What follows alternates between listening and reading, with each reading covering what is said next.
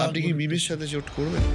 আসাউদ্দিন এসব অপ্রাসঙ্গিক প্রশ্নের আমার কাছে এই মুহূর্তে উত্তর নেই। কংগ্রেস দিন দিন বাংলার মানুষের কাছে তাদের শক্তি ক্ষয়িষ্ণু করেছে, বাংলার মানুষের কাছে প্রাসঙ্গিকতা হারিয়েছে। আমরা 30%কে কেটে গঙ্গার জলে ভাসিয়ে দিতে পারবো। কাটার কথা বলিনি, আপনারা বারবার আমার মুখ দিয়ে কাটার কথা বলেন। আপনি দেখাতে যদি পারেন, আচ্ছা, আমি আপনার এই স্টুডিওতে আমি ভুল বলতে পারি। আমি জেনে শুনে কোনো পিঁপড়িকেও পা দিয়ে দলিয়ে মারি না, আর কোনো হিন্দুকে মারার তো প্রশ্নই আসে না।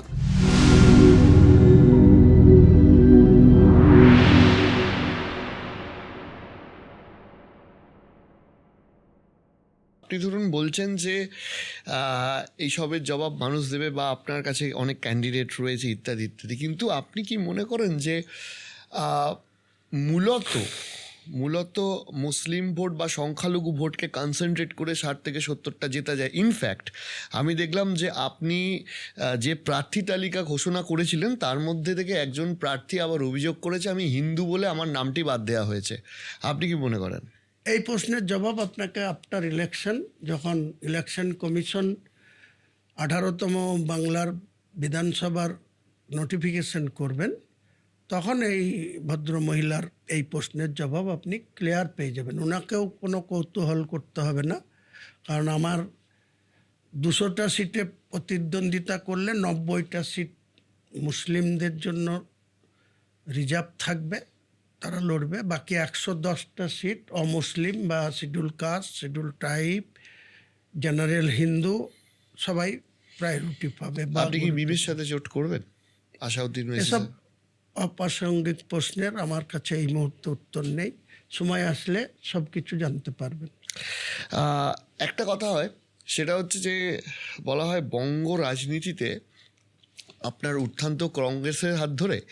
এখনও নাকি অধীরবাবুর সম্পর্কে আপনি যথেষ্ট শ্রদ্ধাশীল এবং কংগ্রেস নিয়ে আপনি ভাবিত মাঝে মাঝে হয়ে যান। ইনফ্যাক্ট একটু আগেই বলছিলেন যে যে কংগ্রেস এখানে ভাঙিয়েছে সেখানে তৃণমূল গিয়েই জোট করার চেষ্টা করছে। হোয়াট এভার, কংগ্রেস নিয়ে আপনার ভাবনা কি এখন, বা আপনার কি মনে হয় না যে আপনি যেখানে দল করছেন, যে জেলাগুলোতে আপনি মূলত আপনার সংগঠন ভিত্তি রয়েছে, সেখানে কংগ্রেসেরও তো একটা স্ট্রং ভিত্তি রয়েছে, সেখানে কি আপনার শুধুই তৃণমূল কংগ্রেস মূল প্রতিদ্বন্দ্বী হবে, নাকি যে মুসলিম অধ্যুষিত জেলা মালদা, মুর্শিদাবাদ, সেখানে কংগ্রেস আপনার একটা বড় দেখুন, প্রতিদ্বন্দ্বী? কংগ্রেস দলটা বাংলায় 1977 সালে পরাজয়ের মুখ দেখেছে।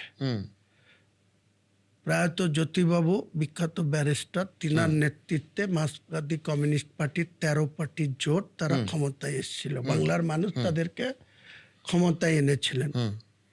তো 34 বছর অতিক্রান্ত হয়ে যাওয়ার পর তো 2011 সালের 13ই মে যে ভোটের রেজাল্ট বেরিয়েছিল, তাতে সরাসরি মমতা ব্যানার্জির পার্টি 182 আর জাতীয় কংগ্রেস 42 এই সিটের রেজাল্ট হয়েছিল।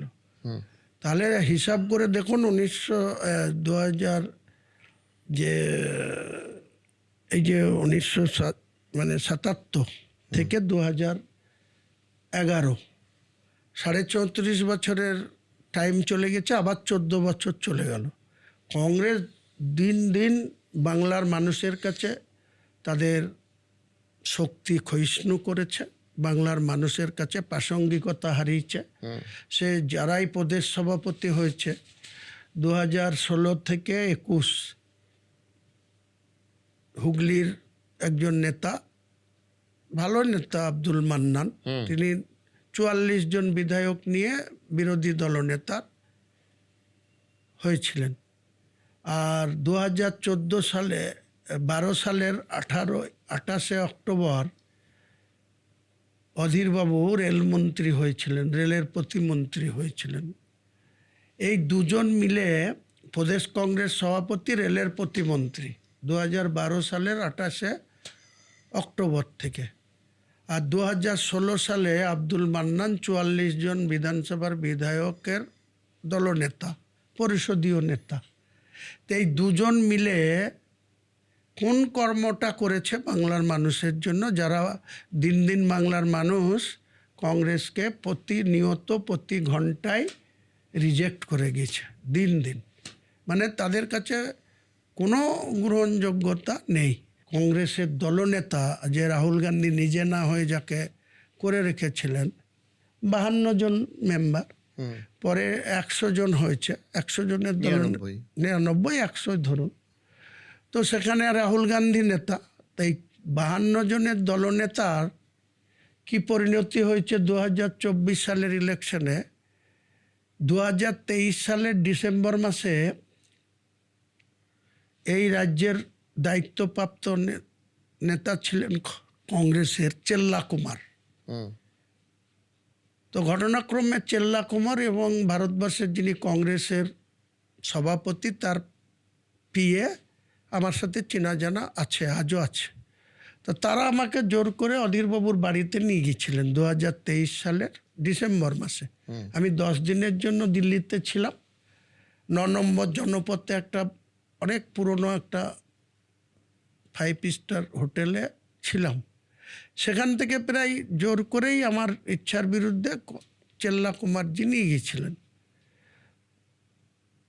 তো সেদিনকে এই অধীরবাবুর যে দাম্ভিকতা সরকারি বাংলোতে, আমি যেতে চাইনি, অথচ আমাকে নিয়ে যাওয়ার পরে তার যে দাম্ভিকতা, আমি সেই জেলার একজন বাসিন্দা, আমি তৃণমূল কংগ্রেসের বিধায়ক, তার কাছে কিছু চাইতে যাইনি। তার দলের নেতা আমাকে জোর করে তার বাড়িতে নিয়ে যাওয়ার পর তার যা রিয়াকশন, তার যা কথাবার্তা, তার যা কবেকার এটা, কবে? 2023 সালের ডিসেম্বর মাসে। তো সেদিনকে আমি চেল্লা কুমারকে বলেছিলাম, চেল্লা কুমার বলছিল রাহুল গান্ধী কাছে উনি নাকি বলেছিলেন যে আমার ডবল হ্যাট্রিক হওয়ার শুধু সময়ের অপেক্ষা, 2024 ইলেকশন আসলেই উনি 99 থেকে 2019 5 বার জিতেছিলেন, আর 2024 শুধু সময়ের অপেক্ষা, উনি জিতে ডবল হ্যাট্রিক করবেন, তাহলে 99 হয়েছিল, সেঞ্চুরিও হয়ে যেত। কিন্তু তিনি কেন হারলেন? বাংলার মুর্শিদাবাদের যে আপনি কংগ্রেসের গড় বলছেন, সেই গড়ে আজকে কি আছে? আগে 2021 জন্যই হেরেছে বলে আপনি বলেছেন অনেক। সেটা বললাম, আপনার যে বিতর্কিত মন্তব্য তো আমি করতেই পারি, উনিও করতে পারেন, ওনারও অধিকার আছেন মন্তব্য করার, আমারও অধিকার আছে। আপনি কি নিজেকে শুধুমাত্র কয়েকটা জেলার লিডার হিসেবেই মনে করেন, নাকি গোটা বাংলার মধ্যে একজন নেতা হিসেবে মুখ হয়ে উঠতে চান? ওটা উপরওয়ালা আমাকে যা করবে সেটাই আমি হব। মানুষ আমার পাশে থাকলে আমি রাজ্যের নেতা হব। তাহলে আমার একটা প্রশ্ন আছে, যে যখন আপনি ধরুন একটা দুটো সিটের জন্য আপনি বলছেন তৃণমূল কংগ্রেসের নেতৃত্বের ভূমিকা মানে অঙ্গুলি হেলনেই আপনি বলেছিলেন তখন যে আমরা 30%কে কেটে গঙ্গার জলে ভাসিয়ে দিতে পারবো। কাটার কথা বলিনি, আপনারা বারবার আমার মুখে দিয়ে কাটার কথা বলেন, আপনি দেখাতে যদি পারেন। আচ্ছা, আমি আপনার এই স্টুডিওতে 10 আমি ভুল বলতে পারি, কিন্তু আমি আপনাকে বলছি যে বলছি যে ধরুন এই একটা সিটের জন্য আপনার যে এই মন্তব্য, সেটা তো গোটা বাংলার বাঙালির মানুষের কাছে, যেখানে এখনো সংখ্যাগুরু হিন্দু, তাদের কাছে আপনার পপুলারিটি কমিয়ে দিতে পারে। তো সেটা আপনার মাথায় থাকে না তখন? কোনো মতেই কমবে না, কারণ আমি আজ পর্যন্ত ওই অনেক জীব আছে, তার মধ্যে পিঁপড়ি আছে, ওটা অত্যন্ত ছোট জীব। আমি জেনে শুনে কোনো পিঁপড়িকেও পা দিয়ে দলিয়ে মারি না, আর কোনো হিন্দুকে মারার তো প্রশ্নই আসে না, জলে ভাসানোরও কোনো প্রশ্ন আসে না। কিন্তু একটা জায়গায় আপনাকে পরিষ্কার আজও বলছি, যে আমাকে যদি কেউ জাতি তুলে অ্যাটাক করে, আমাকে যদি কেউ, আমার কমকে যদি কেউ মারবো বলে, উল্টো করে টাঙিয়ে সিধা করব বলে, আমি তাদের জন্য বলবো। কে আমার জন্য খুশি হলো না কে আমার বিরুদ্ধে রেগে গেল, ওটা আমার কাছে কোনো ফ্যাক্টর না।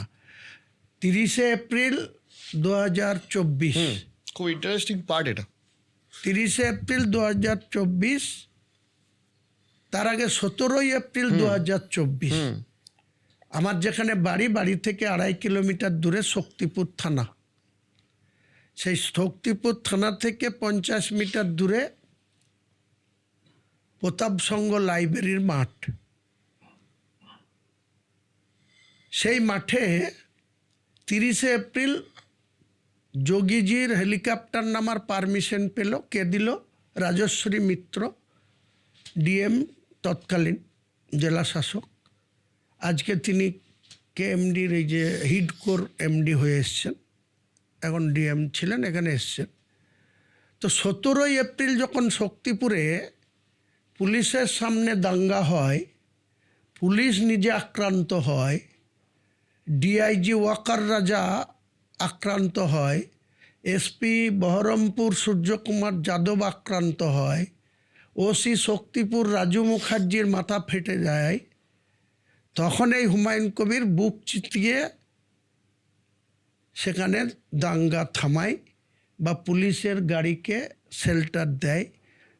পুলিশের 14খানা গাড়িকে মুভমেন্ট করতে গিয়ে জনরোষের সম্মুখে পড়ে 3 কিলোমিটার রাস্তা 10 কিলোমিটার স্পিডে পিছু হতে আসতে হয়। গাড়ির মুভমেন্ট থাকে সামনে, পুলিশের গাড়ি মুভমেন্ট না করে ব্যাকে আসছে।